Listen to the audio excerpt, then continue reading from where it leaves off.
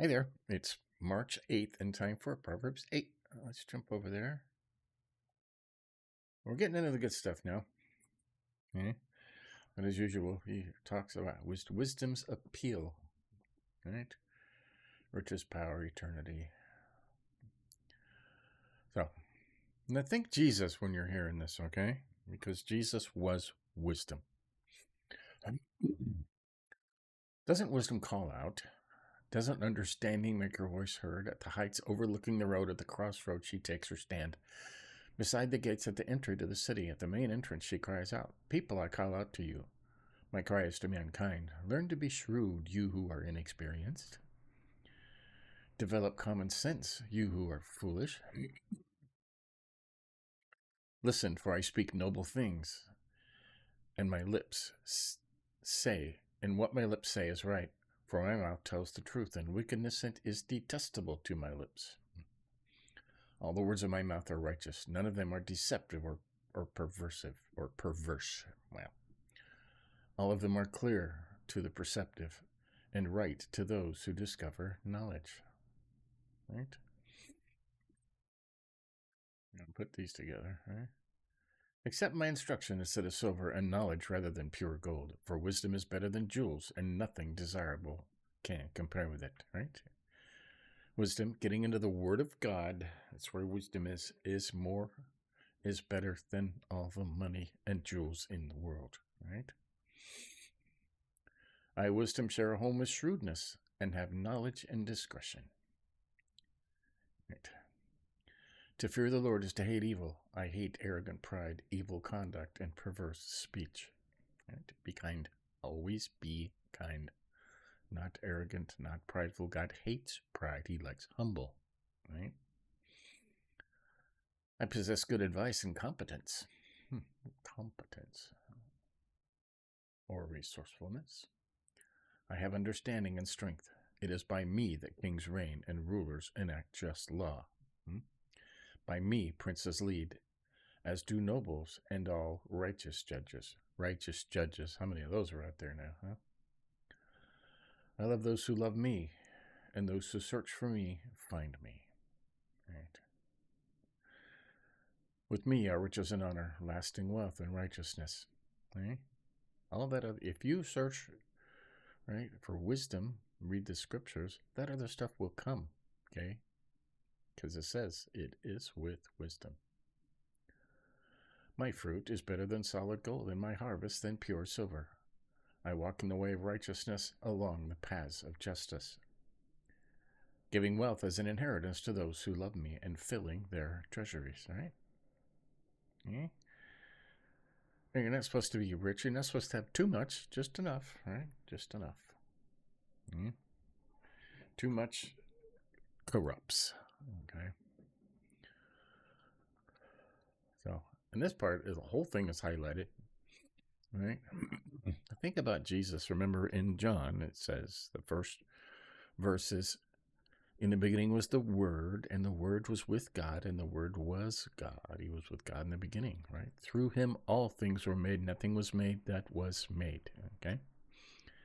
And with that in mind, let's read this about wisdom, okay? Now, Paul said Jesus was wisdom personified, okay?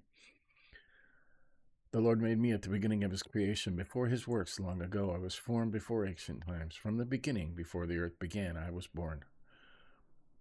When there were no watery depths and no springs filled with water, I was delivered. Before the mountains and the hills were established, before he made the land, the fields, or the first soil on earth, I was there when he established the heavens, when he laid out the horizon on the surface of the ocean, and when he placed the skies above, when the fountains of the ocean gushed out.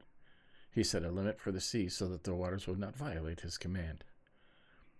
When he laid out the foundations of the earth, I was a skilled craftsman beside him. I was his delight every day, always rejoicing before him. I was rejoicing in his inhabited world, delighting in the human race. Right? Jesus.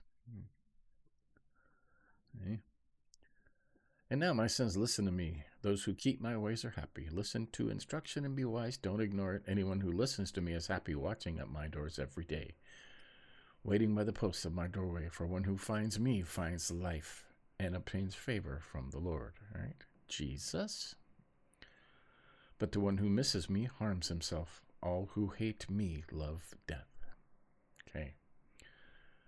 Like I said, this whole thing is about Jesus. Okay. Wisdom. Okay. And we highlighted some stuff in here. Okay.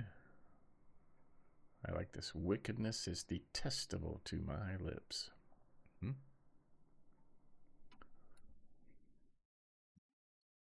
All of them are clear to the perceptive, right? That's perceptive. Ask the Lord for wisdom, and he will give to all without finding fault. But you have to have faith, right?